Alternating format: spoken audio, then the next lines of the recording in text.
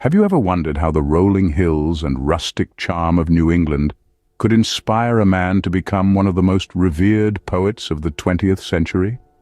Robert Frost, a man whose poetry is deeply intertwined with the picturesque landscapes of this region, is our focus today. Born in the bustling city of San Francisco on March 26, 1874, Robert Frost's early life was marked by a significant transition. In 1884, following the death of his father, Frost's family relocated to Lawrence, Massachusetts. This move was more of a homecoming, as Frost's ancestors were originally New Englanders. Little did he know then, this move would shape his poetic imagination, weaving a deep connection with New England locales, identities, and themes that would later become the hallmark of his poetry. Frost's journey into the world of letters began in earnest in Lawrence High School. In 1892, he graduated as class poet, a title he shared with his future wife, Eleanor White. This was the first glimpse of the poetic prowess that would later win him a record 4 Pulitzer Prizes.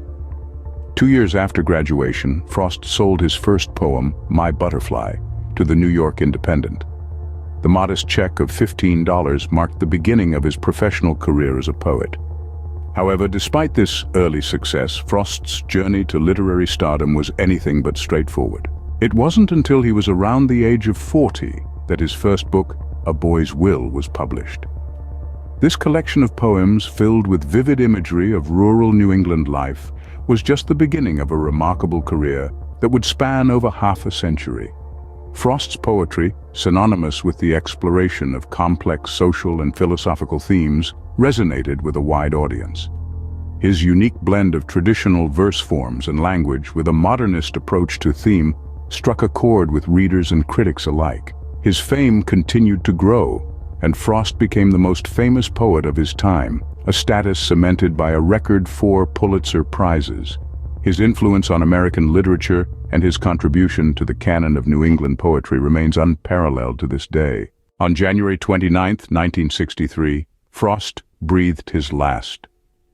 However, his legacy lives on, not just in the quiet woods and snowy evenings of New England that he immortalized in his verse, but in the hearts of poetry lovers around the world. In summary, Robert Frost, a man of humble beginnings, used his deep connection to New England as a canvas to paint his poetic masterpieces. His journey from a high school class poet to the most famous poet of his time is a testament to his talent, resilience, and unique perspective of the world. His work continues to inspire and captivate, proving that the enchanting allure of his poetry, much like the woods he so loved, is indeed lovely, dark, and deep.